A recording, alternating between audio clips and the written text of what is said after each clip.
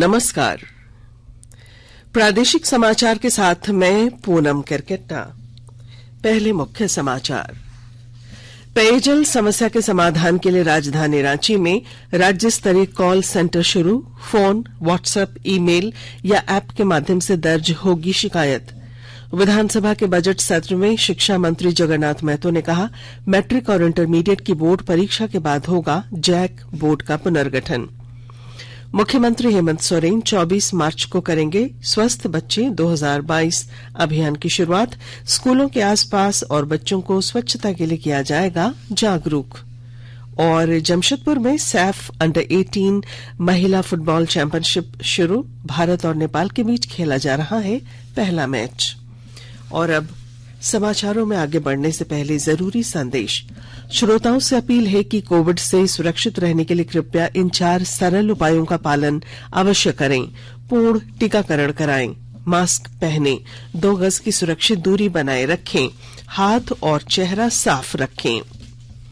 मुख्यमंत्री हेमंत सोरेन और पेयजल तथा स्वच्छता मंत्री मिथिलेश कुमार ठाकुर के निर्देश के बाद राज्य स्तर पर पेयजल एवं स्वच्छता से संबंधित सभी प्रकार की जन शिकायतों के त्वरित निष्पादन के लिए राज्य स्तरीय कॉल सेंटर की शुरुआत की गई है। यह कॉल सेंटर सवेरे 8 बजे से लेकर रात 8 बजे तक संचालित किया जा रहा है। कॉल सेंटर में प्राप्त शिकायतों के लिए प्रत्येक 15 दिनों में विभागीय पदाधिकारी द्वारा और महीने के अंत में विभागीय सचिव द्वारा समीक्षा करने का आदेश मुख्यमंत्री द्वारा दिया गया है। कॉल सेंटर ने जन शिकायतों को झार जल, mobile app, email, toll free number के माध्यम से दर्ज किया जा सकता है।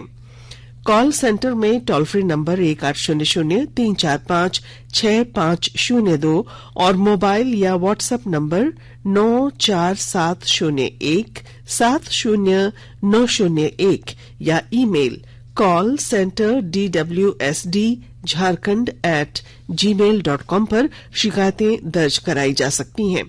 इसमें राज्य भर के लोग पेयजल से संबंधित शिकायतें दर्ज करा सकेंगे। शिक्षा मंत्री जगन्नाथ महतो ने कहा है कि मैट्रिक और इंटरमीडिएट की बोर्ड परीक्षा के बाद जैक बोर्ड का पुनर्गठन होगा। श्री महतो आज विधानसभा में विधायक जयप्रकाश भाई पटेल के पूछे गए सवाल का जवाब दे रहे थे। वहीं विधायक जयप्रकाश भाई पटेल ने कहा कि जैक में शैक्षणिक पदाधिकारी, वित्त पदाधिकारी तथा परीक्षा नियंत्रक पद स्वीकृत हैं, लेकिन अभी पद खाली हैं। इस पर मंत्री ने कहा कि शैक्षिक पदाधिकारी और वित्त पदाधिकारी के पद पर संविदा के आधार पर नियुक्ति की गई है, जबकि परीक्षा नियंत्रक का पद रिक्त है। 12 से 14 वर्ष आयु वर्ग के बच्चों को कल से कोविड रोधी टीके लगाए जाएंगे। इन्हें केवल कोर्बेवैक्स टीका लगाया जाएगा। केंद्रीय स्वास्थ्य सचिव राजेश भूषण ने इस संबंध में सभी राज्यों और केंद्र शासित प्रदेशों के मुख्य सचिवों और प्रशासकों को पत्र लिखा है।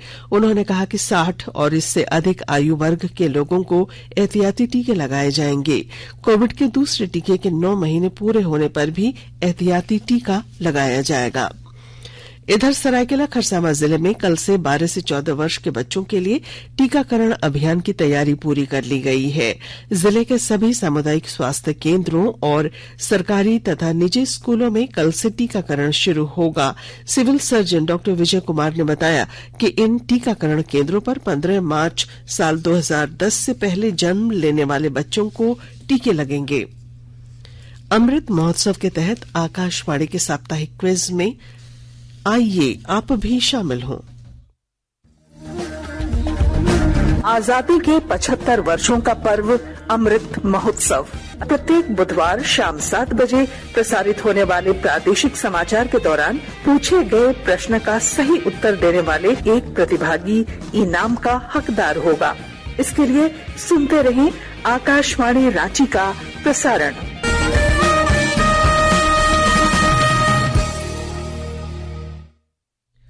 वित्त वर्ष 2021-22 में राज्यों और केंद्र शासित प्रदेशों को 96,500 करोड़ से अधिक की राशि जीएसटी क्षतिपूर्ति के रूप में जारी की गई है। वित्त राज्य मंत्री पंकज चौधरी ने आज राज्यसभा में लिखित उत्तर में यह जानकारी दी। वित्त वर्ष 2021-22 के लिए 53,600 करोड़ रुपए की और राशि राज्यों और केंद्र शासित प्रदेशों को जीएसटी क्षतिपूर्ति के रूप में अभी जारी की जानी है।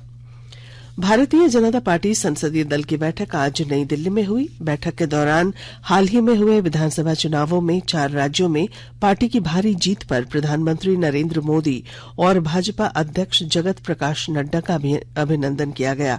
बैठक में केंद्रीय गृह मंत्री अमित शाह, रक्षा मंत्री राजनाथ सिंह, वाणिज्य और उद्योग मंत्री पीयूष गोयल तथा प्रधानमंत्री कार्यालय में राज्य मंत्री डॉ जितेंद्र सिंह सहित अन्य नेता शामिल हुए।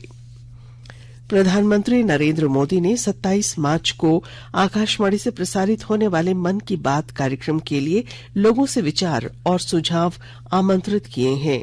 श्रोता माईजीओवी और नमो ऐप पर अपने विचार तथा सुझाव साझा कर सकते हैं।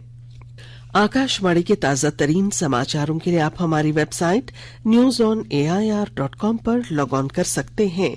ताजा समाचार Twitter handle @AIR News Alerts और Facebook page all India radio news पर भी उपलब्ध है। आप प्रादेशिक समाचार एकांश के ट्विटर हैंडल @AIR News_Ranchi और फेसबुक, इंस्टाग्राम पेज तथा YouTube channel AIR News Ranchi पर भी हमारे बुलेटिन सुन सकते हैं। प्रादेशिक समाचार आप आकाशवाणी रांची से सुन रहे हैं और अब पेश हैं कोरोना से बचाव के कुछ संदेश। कोविड-19 से बचाव और सुरक्षित रहने के 3 उपाय। मास्क लगाएं, 2 गज दूरी है जरूरी, सुरक्षित दूरी रखें, हाथ और मुंह साफ रखें।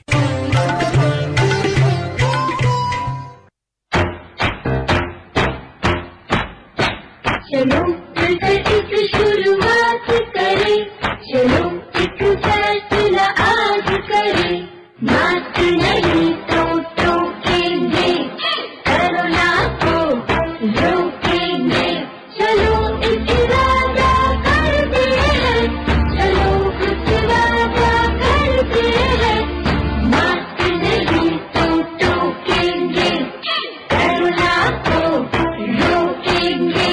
भारत सरकार द्वारा जनहित में जारी। प्रादेशिक समाचार में आपका फिर स्वागत है। मुख्यमंत्री हेमंत सोरेन स्वस्थ बच्चे 2022 अभियान की शुरुआत 24 मार्च से करेंगे। अभियान की तैयारी को लेकर मुख्य सचिव सुखदेव सिंह ने सभी उपायुक्तों को पत्र लिखा है। मुख्य सचिव ने कहा है कि लॉकडाउन के बाद 7 मार्च से राज्य में पूरी तरह से विद्यालय खुल गए हैं।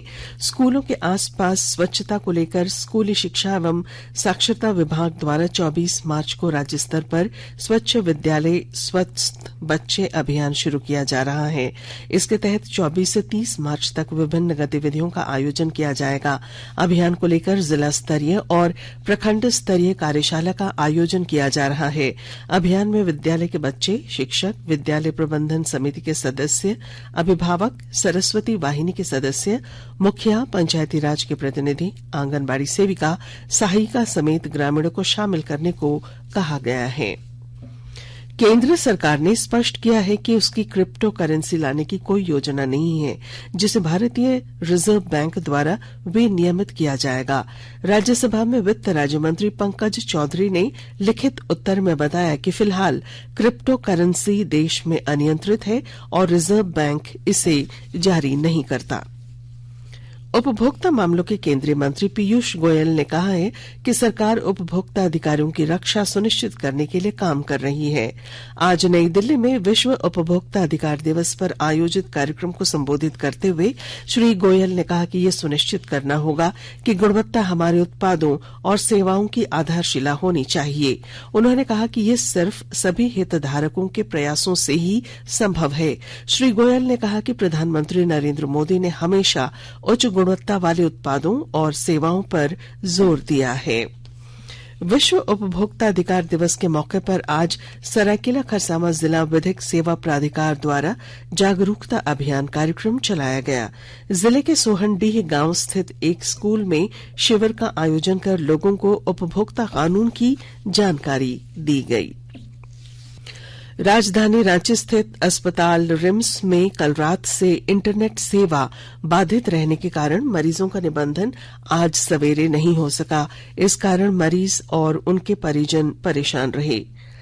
जामताड़ा जिले में कोविड टीकाकरण की 100% उपलब्धि नहीं हो पाने के कारण जिला प्रशासन की ओर से 19 मार्च से 24 मार्च तक विशेष टीकाकरण अभियान चलाया जाएगा।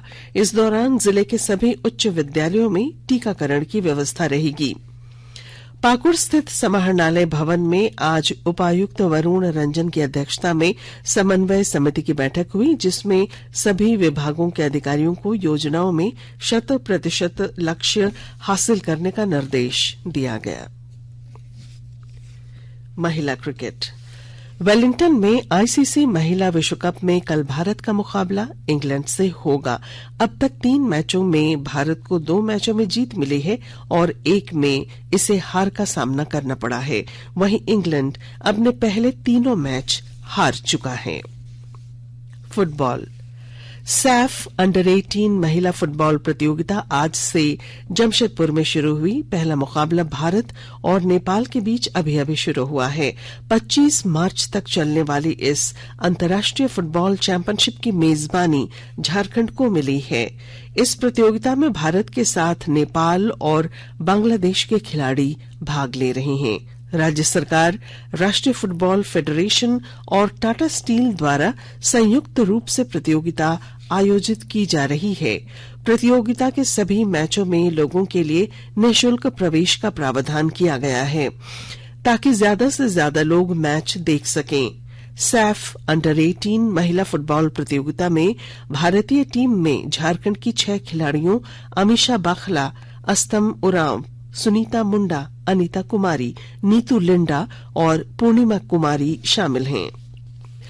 होली और शब-ए बारात त्योहार के दौरान शांति व्यवस्था को लेकर कई जिलों में अधिकारियों ने बैठक कर जरूरी दिशा निर्देश दिए। लोहरदगा स्थित समाहरणालय भवन में आज उपायुक्त डॉक्टर बाघमारे प्रसाद कृष्ण की अध्यक्षता में हुई बैठक में त्योहार के दौरान शांति व्यवस्था बनाए रखने की अपील की गई। त्योहार के दौरान अफवाहों से बचने और किसी भी तरह के आपत्तिजनक संदेश को मोबाइल पर नहीं भेजने का निर्देश दिया गया। उधर जामताड़ा जिले में त्योहार के दौरान विधि व्यवस्था को लेकर जिला प्रशासन द्वारा जरूरी तैयारी की गई है। 17 मार्च को सवेरे 6 बजे से 19 मार्च की रात तक पूरे जिले में निषेधाज्ञा लागू रहेगी। अनुमंडल पदाधिकारी संजय पांडे ने बताया है कि असामाजिक तत्वों पर पुलिस कड़ी कार्रवाई करेगी। इधर पाकुड़ के उपायुक्त वरुण रंजन और पुलिस अधीक्षक हृदीप पी जनार्दनन ने शांति समिति की बैठक की अध्यक्षता की। इस दौरान उपायुक्त श्री रंजन ने त्योहारों के दौरान संवेदनशील स्थानों पर विशेष चौकसी बरतने और संदिग्ध लोगों के खिलाफ कड़ी कार्रवाई करने का निर्देश दिया है। और अब बुलेटिन के आखिर में मुख्य समाचार एक बार फिर। पेयजल समस्या के समाधान के लिए राजधानी रांची में राज्य स्तरीय कॉल सेंटर शुरू। फोन, व्हाट्सएप, ईमेल या ऐप के माध्यम से दर्ज कराई जा सकेगी शिकायत। विधानसभा के बजट सत्र में शिक्षा मंत्री जगन्नाथ महतो ने कहा, मैट्रिक और इंटरमीडिएट की बोर्ड परीक्षा के बाद होगा जैक बोर्ड का पुनर्गठन। मुख्यमंत्री हेमंत सोरेन 24 मार्च को करेंगे स्वस्थ बच्चे 2022 अभियान की शुरुआत। स्कूलों के आसपास और बच्चों को स्वच्छता के लिए किया जाएगा जागरूक। और जमशेदपुर में सैफ अंडर-18 महिला फुटबॉल चैंपियनशिप शुरू। भारत और नेपाल के बीच खेला जा रहा है पहला मैच। और इसके साथ ही आकाशवाणी रांची से प्रादेशिक समाचार का ये बुलेटिन समाप्त हुआ। नमस्कार।